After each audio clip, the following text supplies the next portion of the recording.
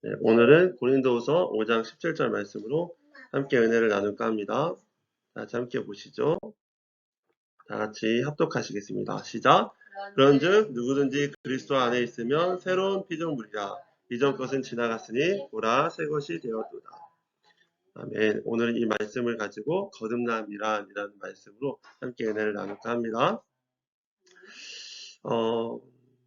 오늘 이 시간 거듭남에 대해서 함께 알아보는 시간을 통해 우리의 삶의 믿음이 한층 더 깊어지는 시간이 되시기를 축복합니다. 그럼 왜 우리가 거듭남에 대해서 바르게 이해해야 할까요? 왜냐하면 용어에 대한 바른 이해가 바른 신앙을 갖게 하고 바른 신앙이 바로 우리 삶을 움직이는 중요한 요인이 되기 때문인 것입니다. 그런 의미에서 오늘은 함께 거듭남에 대해서 살펴보는 시간을 가졌으면 좋겠습니다.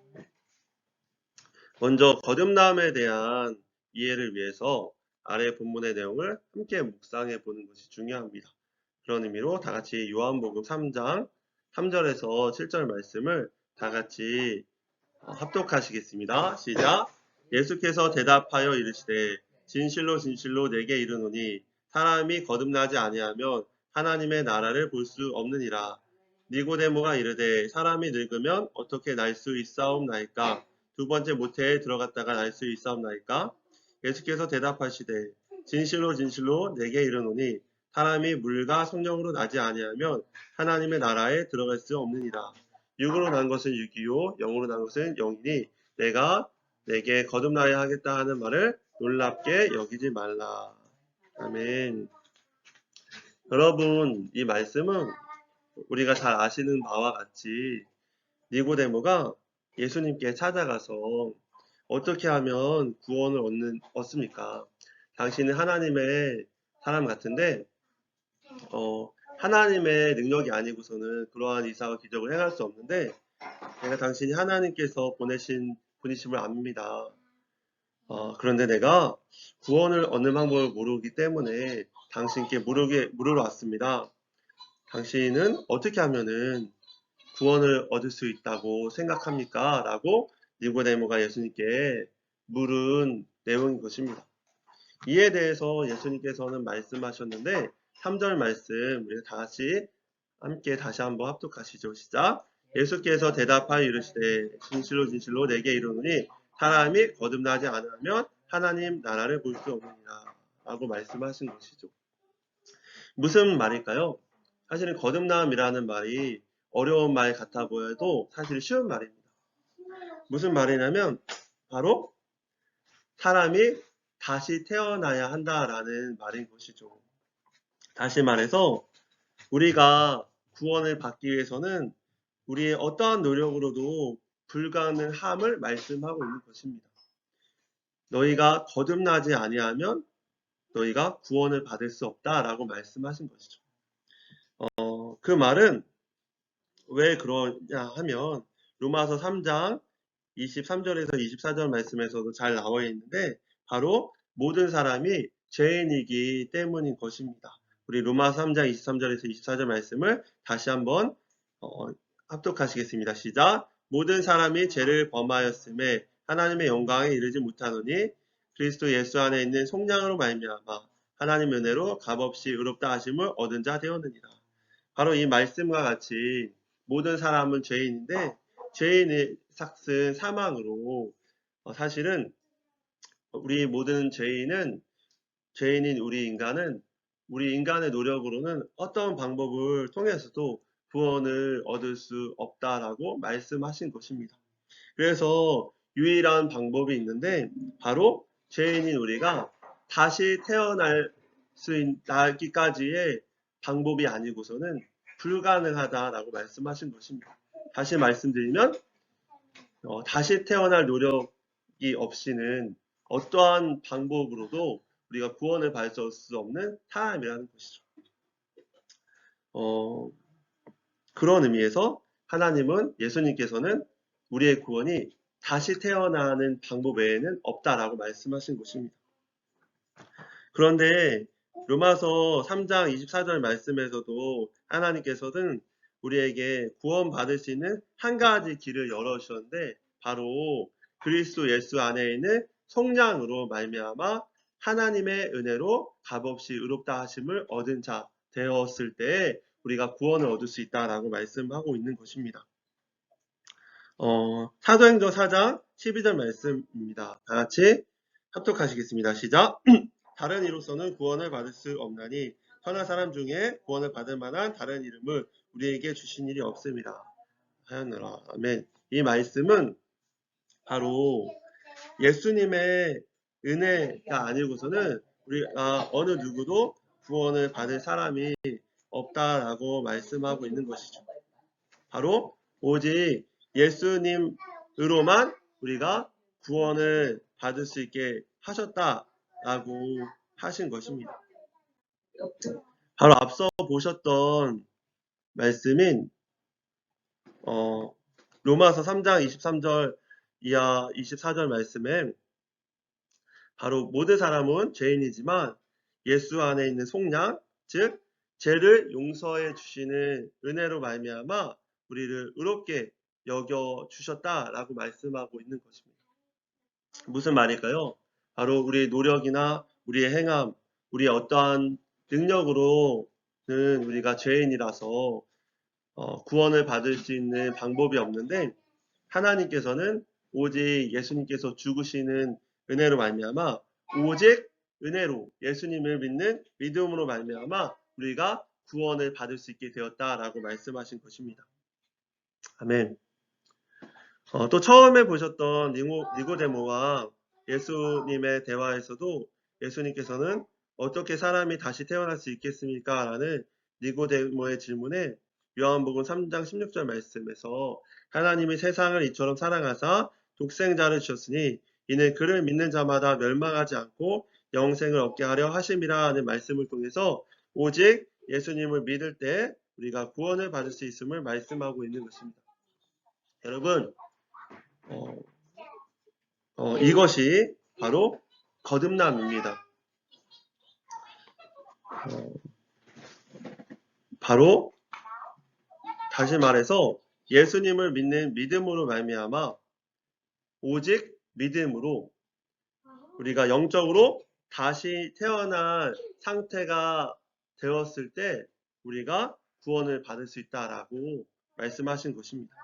바로 거듭남이란 오직 예수님을 믿는 믿음으로 말미암아 예수님을 믿었을 때 우리가 영적으로 다시 태어나게 되는데 그 영적으로 다시 태어난 상태를 거듭남이라고 말을 하는 것이죠.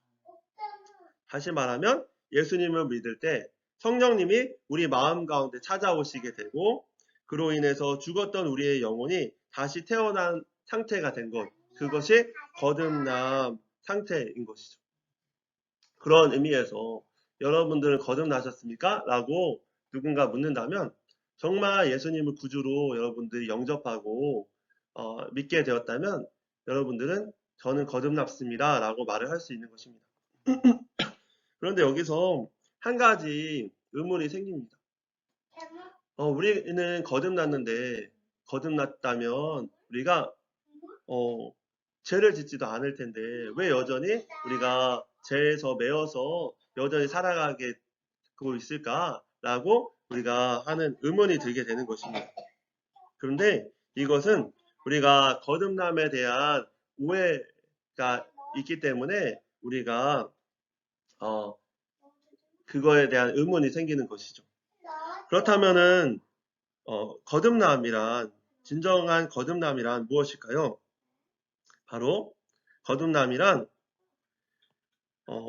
예수님을 믿는 믿음으로 말미암아 성령님이 우리 안에 내주하시게 되고 그때부터 우리의 죽었던 영혼이 다시 태어나게 되는데 이러한 상태가 될 때 우리는 하나님의 자녀의 상태가 되고 그때부터 우리는 하나님과 함께 살아갈 수 있게 되는 것입니다.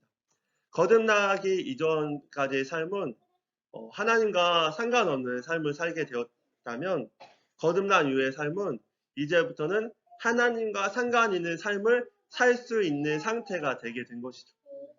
그렇다고 해서 우리가 언제나 항상 하나님과 상관 있는 삶을 사는 것은 아닙니다.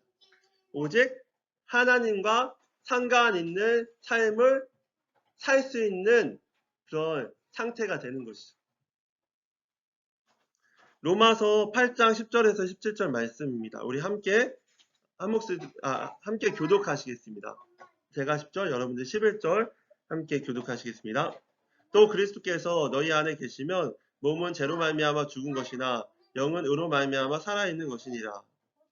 이들의 죽자 가운데서 살리신 이의 영이 너희 안에 거하시며 그리스도 예수를 죽은 자 가운데서 살리시니까 너희 안에 거하시는 그의 영으로 말미암아 너희 죽을 몸도 살리시리라. 그러므로 형제들아 우리가 빚진 자로 돼 육신으로 져서 육신대로 살 것이 아니니라. 너희가 육신을 반드시 죽을 것이는데 영으로서 몸의 행실을 죽이면 살리니. 무릇 하나님의 영으로 인도함을 받는 사람은 곧 하나님의 아들이라. 15절입니다. 너희는 다시 무서워하는 이의 영을 받지 아니하고 영자 영을 받았으므로 우리가 아빠 아버지라고 부르짖느니라. 성령이 친히 우리의 영과 더불어 우리가 하나님의 자녀인 것을 증언하시느니라. 또한 상속자 곧 하나님의 상속자요 그리스도와 함께한 상속자니 우리가 그와 함께 영광을 받기 위하여 고난도 함께 받아야 할 것이니라. 죄송하지만 우리 예배 시간이니까 우리 조용히 해주시면 좋겠습니다. 알겠죠? 네. 여러분 바로 이 말씀은 10절 말씀만 우리 한 목소리로 합독하시겠습니다. 시작. 또 그리스도께서 너희 안에 계시면 몸은 죄로 말미암아 죽은 것이나 영은 의로 말미암아 살아있는 것이니라.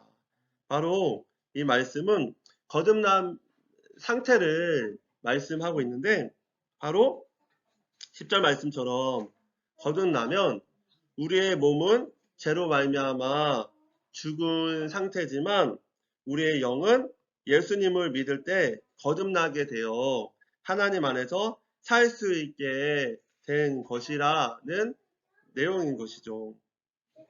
이것이 예수님을 진정으로 믿을 때 우리에게 일어나는 일들인 것입니다. 그리고 14절 이하의 말씀처럼 하나님과의 관계가 회복되어 하나님의 자녀의 삶으로 하나님과 함께 날마다 동행하며 살 수 있게 되는 것이죠. 이해가 되시나요?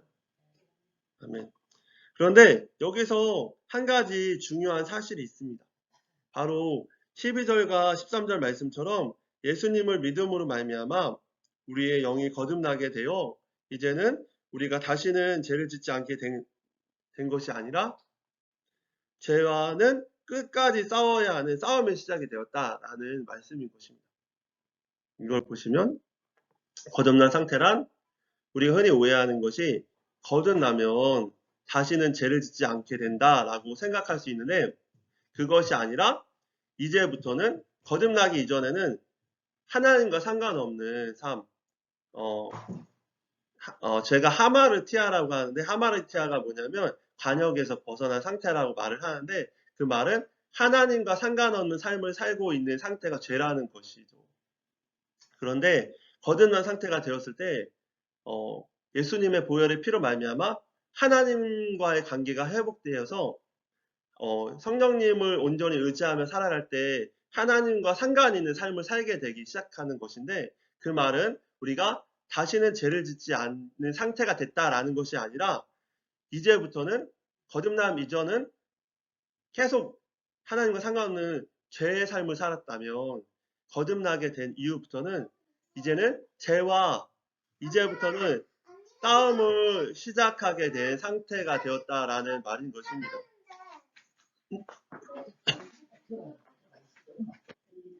아멘. 저는 예전에 이것을 잘 알지 못했습니다. 사실 이거를 정확히 알려주시는 목사님도 없었고 성령 체험도 했고 성령 충만의 경험도 있었는데 여전히 그때는 충만했을 때 성령 충만할 때는 정말 성령이 충만하심으로 정말 성령님이 인도하시는 삶을 살게 되죠. 뭐 수련회를 갔을 때나 아니면 성령 충만한 상태에 있을 때는 전도도 하고 싶고 어떻게 하면 하나님 뜻대로 살고 싶을까? 그런 열정을 불타게 되죠. 그런데 이 성령 충만도 항상 충만한 건 아니잖아요. 그렇죠? 그래서 하나님의 임재하심의 느낌이 약해지면 다시금 죄를 찾게 되고 죄와 가까이지게 되고 다시 습관적인 죄를 짓게 되는 저의 모습을 보면서 내가 정말 거듭난 것이 맞나? 성령 체험을 했는데 방언도 받았는데 성령 충만의 경험도 했는데 왜 나는 여전히 죄에 쉽게 무너지지? 이런 마음을 먹은 것입니다. 그래서 정말 죄를 성령 충만하게 되면 거듭나게 되면 정말 다시는 죄를 짓지 않고 완벽해질 거라고 생각했는데 여전히 죄에 대해서는 하나님을 선택하는 의지적 결단을 요구하게 되니까 도대체 왜 거듭났는데도 여전히 죄와 싸워야 하는가 하는 의문을 품게 되었던 것입니다. 그런데 이것은 거듭남에 대한 저의 잘못된 오해 때문이었던 것이죠. 여러분, 거듭남은 모든 것이 변화되어 죄를 안 짓게 된 상태가 되었다는 것이 아니라 여기서 우리의 영이 거듭났다는 말은 우리의 죄로 인해 지금껏 하나님과 상관없이 살았던 우리의 죽은 영이 예수님을 믿음으로 다시 태어나서 하나님과의 관계가 회복되어서 하나님이 기뻐하시는 것들을 생각할 수 있게 되었다라는 것입니다. 즉 예수님을 믿을 때 우리 안에 성령님이 내주하시게 되어서 우리가 우리 안에 계신 성령님께서 하나님께서 기뻐하시는 일들을 할 수 있는 마음을 주시게 되었다라는 것이죠. 그리고 그 성령님의 그런 감동, 감화 감동, 그리고 성령님의 말씀에 온전히 순종하며 따라갈 때 하나님과 상관 있는 삶을, 하나님과 영원토록 함께하는 삶을 살 수 있게 된 것입니다. 하지만 여전히 우리의 육신은, 즉 그것을 옛 자아라고 부르는데 우리의 옛 자아는 계속 우리 속에 남아있기 때문에 성령님의 생각과 그리고 우리의 육신의 생각, 즉 영의 생각과 우리의 육신의 생각이 서로 싸우게 된 상태가 되었다라는 것이죠. 그래서 그런 의미에서 저는 예전에 거듭났다면 완벽해지는지 알았는데 교회에서는 완벽했으면 끝난다고 생각했는데 예수님 믿으면 끝난다라고 생각했는데 그것이 아니라 거듭남에 대한 말씀도 듣는데 영적 전쟁이라는 개념이 있고 그리고 계속 성령님께 순종하며 걸어가야 된다는 개념이 있고 성화와 영화의 개념이 하잖아요. 그 말씀을 하시는데 사실은 그게 다 뭔지 모르겠는 거예요. 근데 거듭남이 영적 여정의 시작이구나라는 생각을 하게 되니까 영적 개념의 개념도 영적 전쟁의 개념도 그리고 성화의 개념도 영화의 개념도 이해가 되었던 것이죠. 만약에 거듭남으로 우리가 그때부터 완전히 죄를 생각하지도 않게 되고 죄를 짓지도 않게 변화된 것이라면 어째서 성령님의 뜻대로 살아가기로 결단하는 영적 전쟁의 개념이나 성화의 개념이나 영화의 개념들이 남아있겠습니까? 즉, 이 말은 거듭남은 완성이 아니라 영적인 탄생의 시작이라는 의미인 것입니다. 그런 의미에서 우리의 목표는 끝까지 우리 안에 계신 성령님과 날마다 교제하며 성령님의 뜻대로 순종하며 살아가서 하나님의 자녀로서의 삶을 끝까지 살아가는 것, 그것이 우리의 인생의 목표가 되어야 하는 것입니다. 예수님을 믿는데도 계속 죄를 짓고 예수님을 믿는데도 계속 싸운다면 이것은 하나님이 기뻐하시는 삶을 살아가는 것이 아닌 것입니다.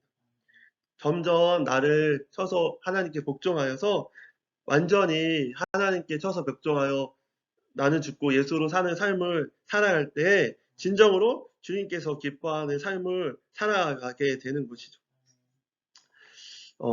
춘천 한마음교회 김성로 목사님이라는 분이 계십니다. 이 목사님은 예수님을 주님으로 영접한 신자들도 죄를 지을 수 있는가라는 물음에 이렇게 말씀하셨습니다. 죄를 지을 수 있다라고 말씀하신 것이죠. 그 말씀을 짧게 요약해서 드리면 이렇습니다. 예수님을 주님으로 영접한 신자들도 죄를 지을 수 있을까? 그렇다.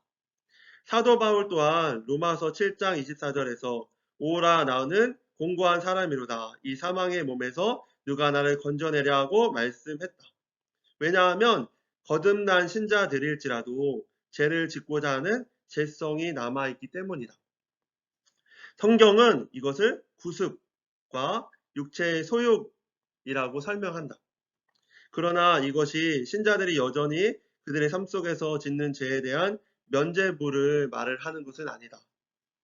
우리는 구원의 은혜를 경험하게 될 때 성령으로 인한 중생, 즉 거듭남의 역사를 경험하게 되는데, 이를 통해 신자들은 아담 안에서 물려받은 죄성의 절대적인 통치에서 벗어나 예수 그리스도 안에서 함께 죽고 함께 일으키심을 받음으로 새로운 부활 생명의 삶을 살 수 있는 길이 열렸다라는 것이다.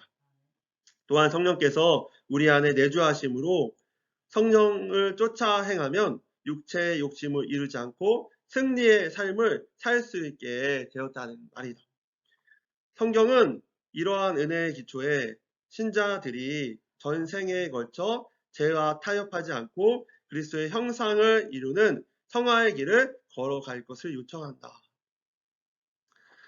바로 신자들도, 거듭난 신자들도 죄를 지을 수 있다라고 말씀하신 것입니다.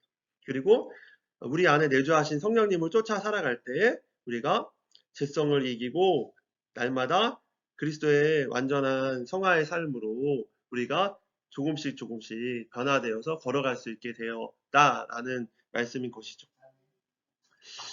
이렇게 거듭남이란 죄를 안 짓게 된 상태를 말을 하는 것이 아니라 예수님으로 말미암아 죄를 이길 수 있는 길이 열린 상태를 말하는 것입니다. 바로 거듭난 상태란, 다시 말씀드리면 다시는 죄를 짓지 않게 된 상태가 아니라 예수님으로 말미암아 죄를 이길 수 있는 길이 열린 상태가 되었다라는 것이죠. 그런 의미로 그리스도인에게는 엄청난 능력이 있는데 바로 우리의 죄를 이길 수 있는 능력을 하나님께서 부여해 주셨다라는 것입니다. 그럼 어떻게 하면은 우리가 죄를 이길 수 있을까요? 그 능력의 원천은 무엇일까요? 바로 그 능력의 원천은 바로 성령님이십니다. 성령님께 순종할 때 우리가 죄의 원천, 죄를 이길 수 있는 원천을 얻게 되는 것이죠. 바로 우리가 죄를 이길 수 있는 방법은 우리에게 있는 것이 아니라 성령님께 있는 것입니다. 그걸 조금 더 쉽게 설명하려고 하나의 도표를 가져왔는데, 바로 이것은 송기철 장로님께서 성령과 기름 부으심 세미나에서 말씀하셨던 그러한 그림인 것인데, 우리가 타락한 상태, 바로 거듭남 이전의 상태를 설명한 그림이 바로 이 그림인 것입니다. 이 그림을 보시면 원래 우리는 처음에는 하나님의 생명으로부터 온 그 영적 자아를 가진 존재였다라는 것이죠. 우리 파란색 그림이 우리를 나타내는 우리의 영혼인데, 여기 아래에 글씨를 보시면 나라는 의식체라고 쓰여 있습니다. 바로 무슨 말이냐면 이 나라는 의식체는 바로 우리의 존재를 나타내는, 나는 누구인가, 우리 정체성을 나타내는 그러한 것을 바로 자아의식체, 나라는 의식체를 말하는데, 바로 우리의 영혼은 우리는 누구인가 라는 것을 말씀하는 그런 것이죠. 그런데 이 영혼이 원래는 타락하기 전에는 하나님의 생명으로부터 공급되어서 하나님의 영으로부터 내가 누구인지 알고 하나님을 나타내기 위해서 하나님의 뜻을 우리 마음 가운데 심음으로 세상을 다스리고 통치하는 존재였다라는 것입니다. 그런데 우리가 죄를 지음으로써 아래의 그림처럼 세상에 신이 들어와서 타락한 자아가 되고 우리가 타락함으로 인해서 우리의 본질이 죄성, 옛 본성, 그걸 가진 타락한 자아가 되었다라는 것입니다. 그래서 그 이후부터는 내가 누구인지 모르는 영혼의 상태가 되었다라는 것이죠. 원래는 하나님으로부터서 와서 하나님의 생명을 부여받은 존재로 이 세상을 다스리는 존재라는 것이었는데 세상의 사람들은 여전히 자신 누군지 모르지 않습니까? 왜냐하면 타락한 이후로 세상 신이 들어와서 더 이상 하나님과의 관계가 단절된 이후에 더 이상 내가 누군지 모르는 상태가 된 것이죠. 그래서 그러한 사람들은 어떻게 자신을 인식하냐면 하나님으로부터 자신을 인식하는 것이 아니라 바로 자신의 경험 그리고 내로부터 들어온 생각 그리고 그 생각과 경험들이 만들어낸 그러한 자신의 가치관으로 자신을 생각하게 되고 그로 말미암아 우리는 원래 창조 이후에는 하나님으로부터 부여받은 유일한 정말 가장 아름다운 세상을 다스리는 그런 존재였는데 타락한 이후에는 내가 뭘 못하면 내가 잘 못하면 내 외모가 어떠하면 사람들에게 어떠한 평가를 받으면 내 직업이 어떠면 나는 어떤 사람이다 라고 규정되어진 그런 거짓 자아 내 욕구에 기초한 신념체제인 거짓 자아의 그러한 생각으로 자신을 판단하게 되었다라는 것입니다. 이것이 바로 거듭남 이전의 상태, 즉 타락한 이후에 우리 자신을 가리키는 말인 것이죠. 그런데 우리가 거듭나게 되면 바로 그리스도 안에서 새로운 피조물이 되면 다시 이 하나님의 형상을 회복하게 되는데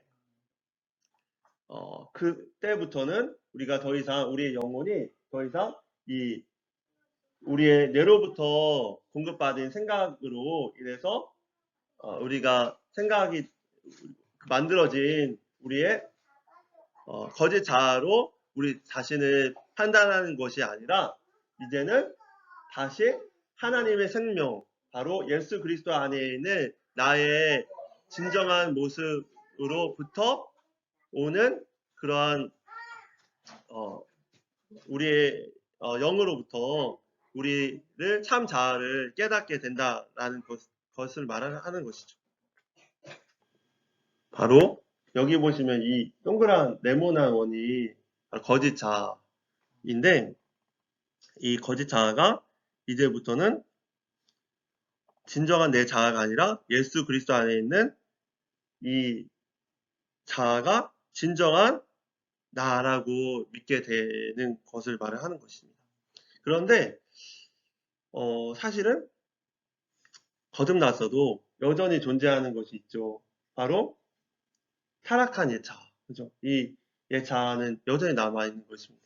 그래서 이 타락한 옛 자아와 예수님으로 인한 내 자아가 서로 어떨 때는 예수님을 의지하고 어떨 때는 내 옛 자아를 의지하게 돼서 예수님 의지하며 살아가게 되고 말씀을 믿음으로 살아가면 하나님의 나라를 이루어 가는데 그렇지 않고 타락한 자아를 의지하게 되면 다시 옛 모습으로 그런 삶을 살아가게 되는 것이죠.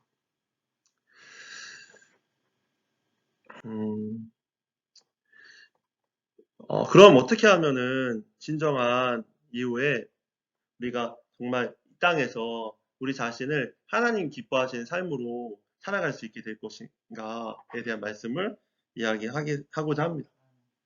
바로 이 세 번째 그림을 보시면 그 거짓 자 세상의 것이 사라졌죠, 그죠? 그 사라지고 그리스도 안에 있는 새로운 남았어요. 그죠? 그리고 그것을 내 영혼의 나의 의식의 주체라고 생각해서 그것을 이 진정한 내 자아로 여기고 그렇게 온전히 살아갈 때에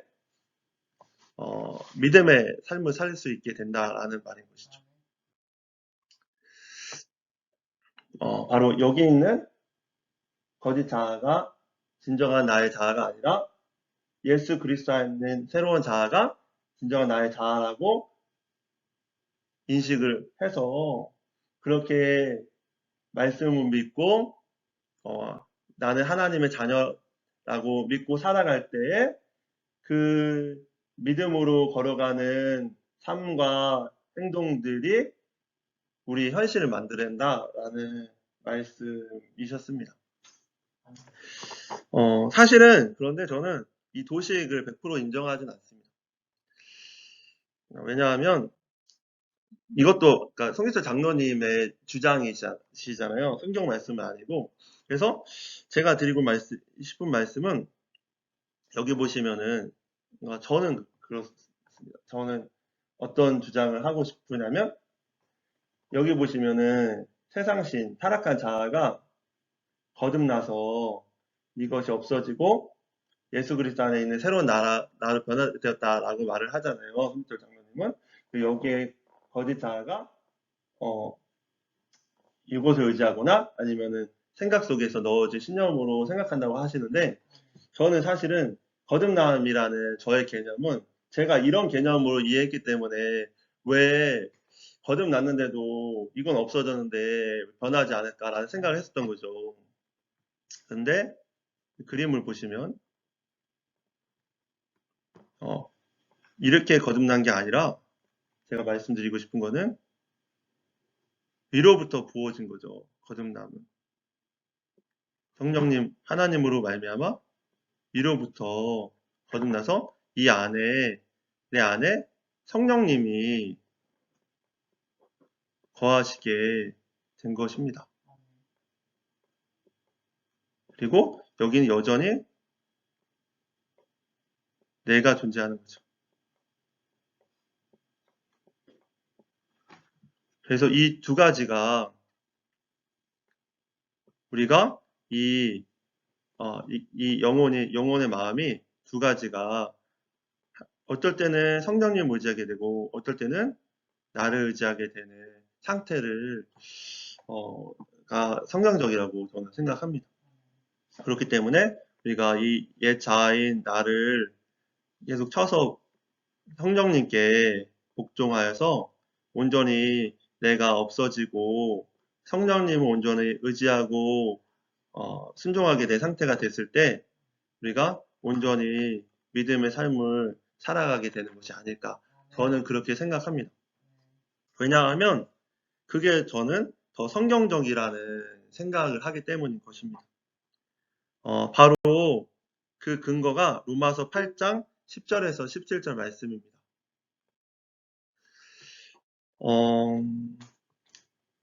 다시 한번 우리 합독하시면서 읽어보실까요? 시작.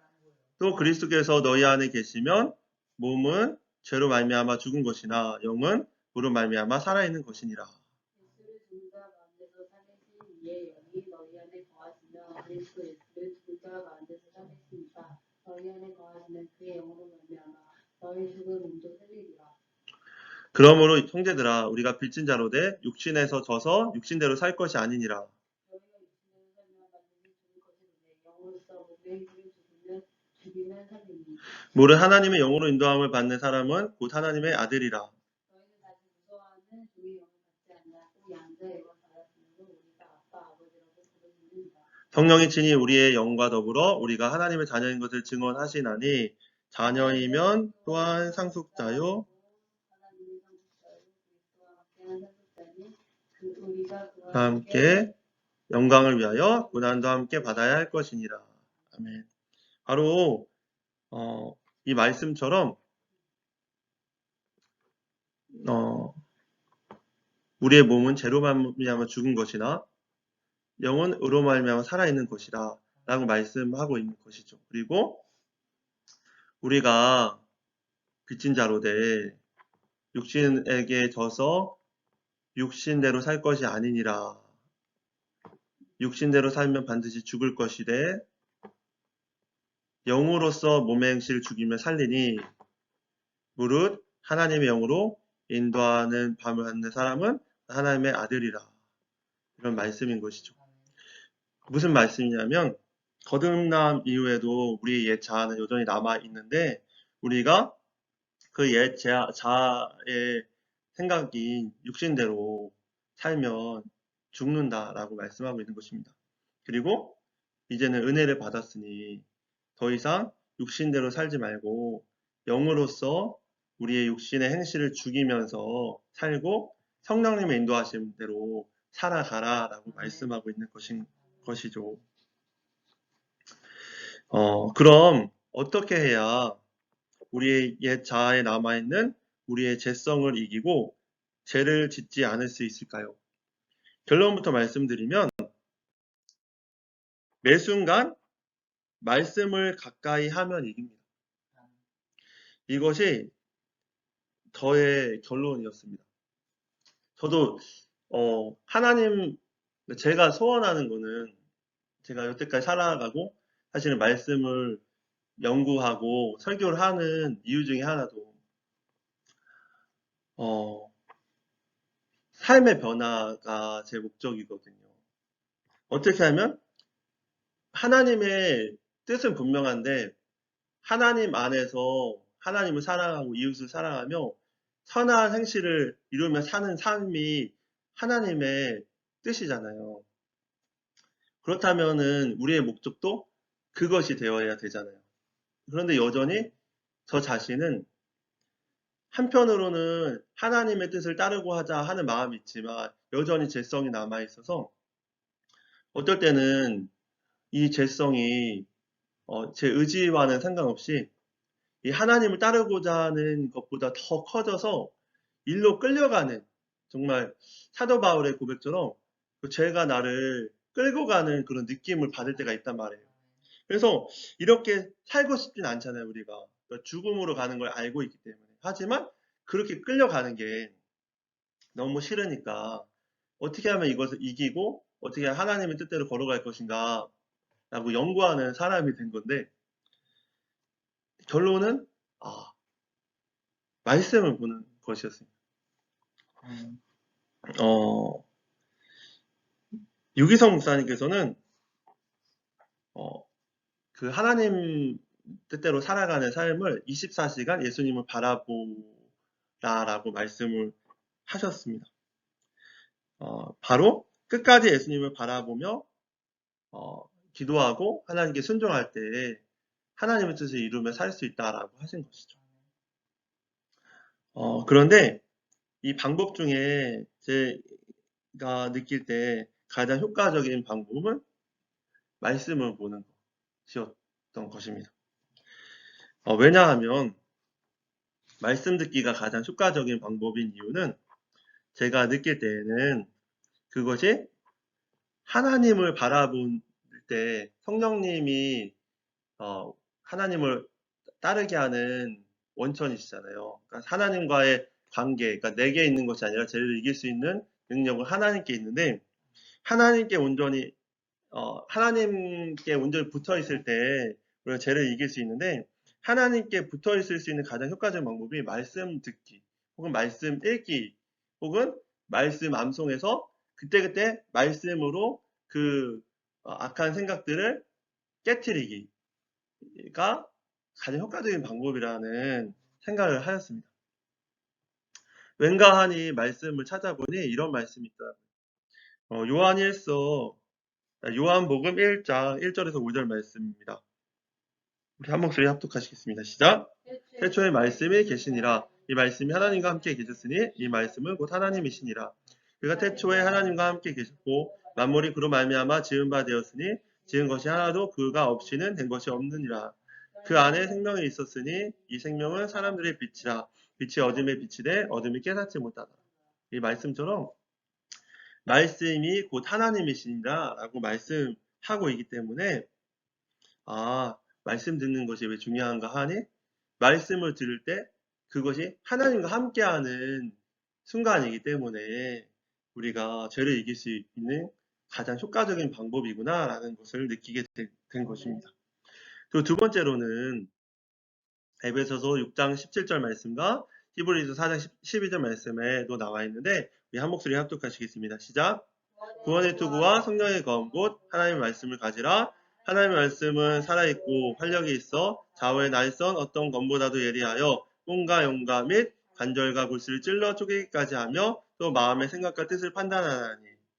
이 말씀처럼 에베소서 6장의 말씀은 전신갑주에 대한 그 영적 싸움에서의 전신갑주에 대한 마귀를 대적하기 위한 수단인 전신갑주에 대한 이야기가 나오는데 전신갑주에서 그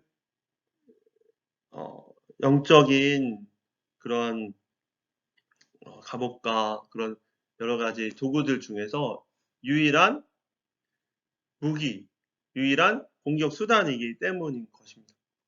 바로 이 말씀처럼 말씀은 곧 성령의 검이기 때문에 우리가 사단을 대적할 수 있는, 공격할 수 있는 무기이기 때문에 말씀을 보는 것이 어떻게 보면 하나님을 바라보는 가장 효과적인 방법이고 우리의 죄성을 끊어내고 죄를 죽이는, 죄를 이기는 효과적인 방법이 되는 것이 아닐까라는 생각을 하였던 것이죠.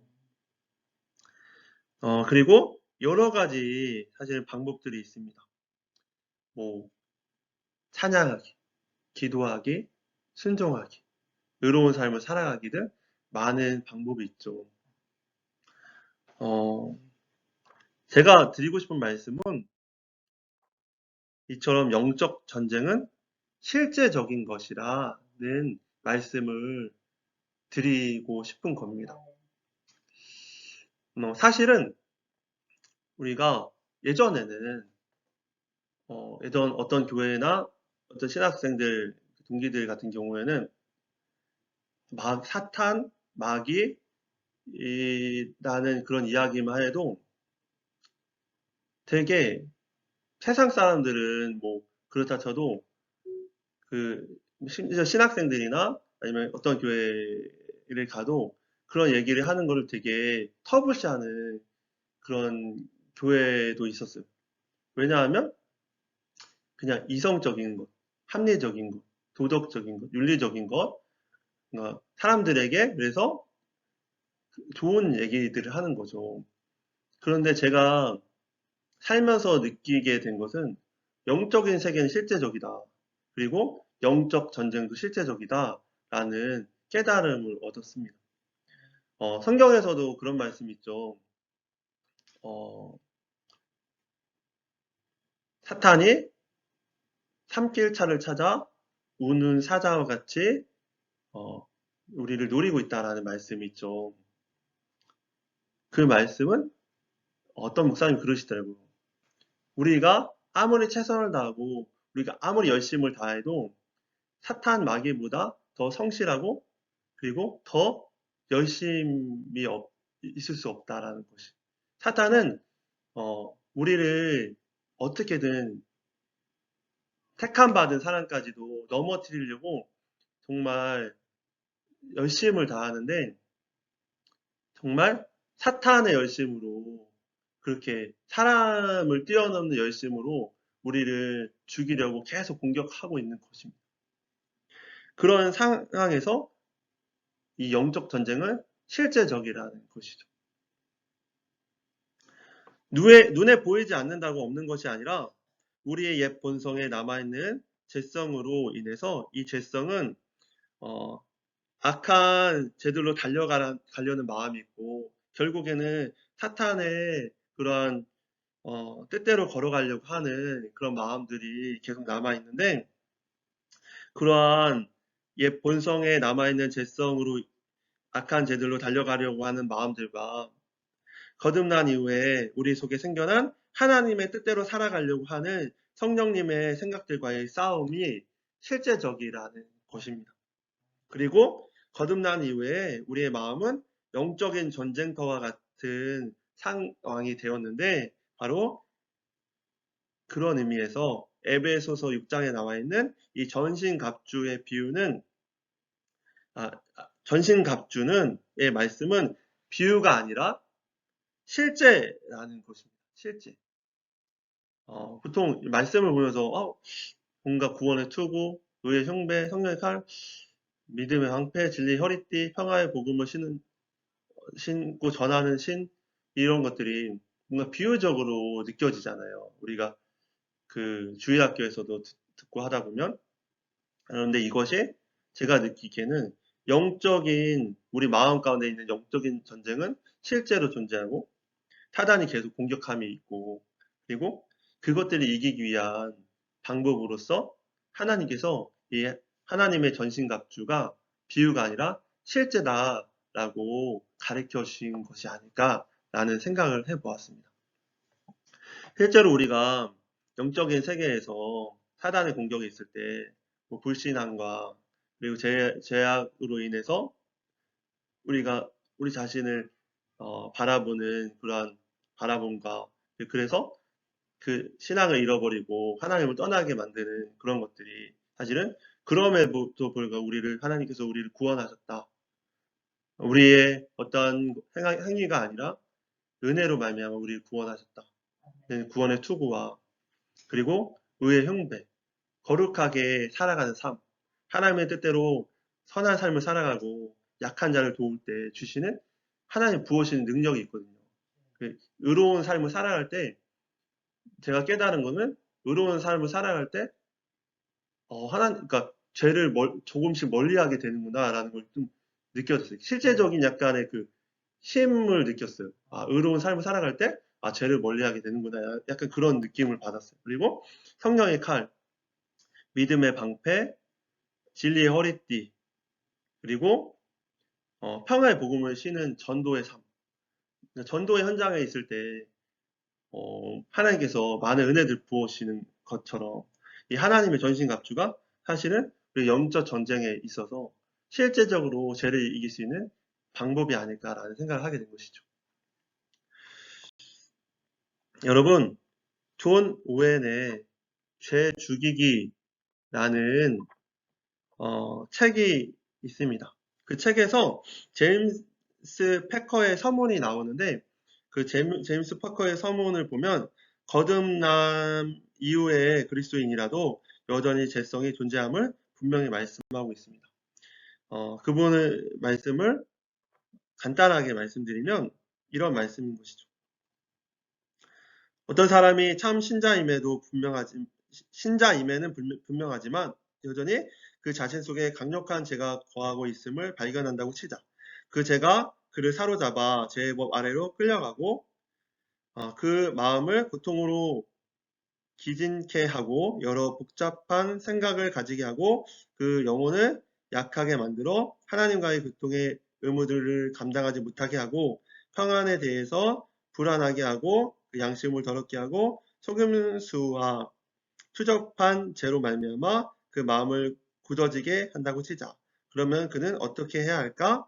그 부조리한 죄와 정욕 그리고 이 부패를 죽이기 위해서 어떤 경로를 밟아야 할까라고 말씀하신 것이죠. 무슨 말이냐면 거듭난 이후에 그리스도인이라도 여전히 죄성이 존재한다라고 말씀하신 것이죠. 그리고 이 책에서 그 방법을 말씀하고 있는데 여러 가지 방법을 말씀하고 있는데 그 방법들의 핵심은 성령님이 바로 우리의 죄성을 죽일 수 있는 힘의 원천이다 라고 말씀하고 있는 것입니다. 즉 하나님과의 관계, 하나님과 함께 날마다 살아가는 것이 죄를 이길 수 있는 방법이라는 것이죠.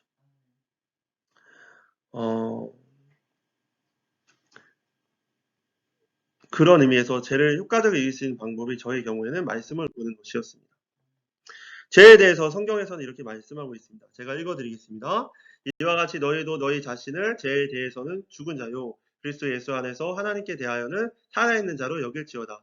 그러므로 너희는 죄가 너희 죽을 몸을 지배하지 못하게 하여 몸의 사욕에 순종하지 말고 또한 너희 지체를 불의의 무기로 죄에게 내주지 말고 오직 너희 자신을 죽은 자 가운데서 다시 살아난 자 같이 하나님께 드리며 너희 지체를 의의 무기로 하나님께 드리라. 제가 너희를 주장하지 못하리니 이는 너희가 법 아래에 있지 아니하고 은혜 아래에 있습니다. 이 말씀처럼 죄를 은혜로 이기라 라고 말씀하고 있는 것입니다. 그리고 갈라디아서 5장 16절에서 25절 말씀에 이런 말씀이 나옵니다. 제가 읽어드리겠습니다. 내가 이르노니 너희는 성령을 따라 행하라. 그리하면 육체의 욕심을 이루지 아니하리라. 육체의 소욕은 성령을 거스르고 성령은 육체를 거스르나니 이 둘이 서로 대적하므로 너희가 원하는 것을 하지 못하게 하려 함이니라. 너희가 만일 성령의 인도하시는 바가 되면 율법 아래에 있지 아니하리라.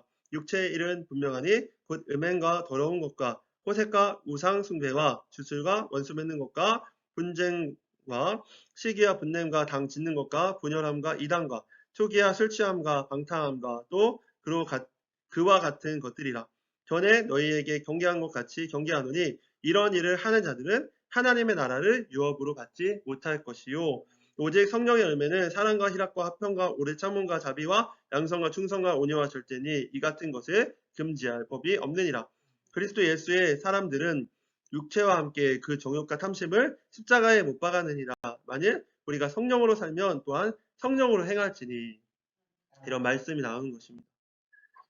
마지막으로 시브리서 12장 4절 말씀과 야고보서 4장 7절에서 8절 말씀을 보면 너희가 죄와 싸우되 아직 피 흘리기까지는 대항하지 아니하고 라고 말씀하여 너희가 피 흘리기까지 죄와 싸우라 라고 말씀하고 있고 야고보서 4장 7절에서 8절 말씀은 그런즉 너희는 하나님께 복종할지어다 마귀를 대적하라 그리하면 너희를 피하리라 하나님을 가까이 하라 그리하면 너희를 가까이 하시리라 죄인들아 손을 깨끗이 하라 두 마음을 품은 자들아 마음을 성결하게 하라 라고 말씀하여 마귀를 대적하라 라고 말씀하였고 하나님을 가까이 하라 라고 말씀하고 있는 것입니다.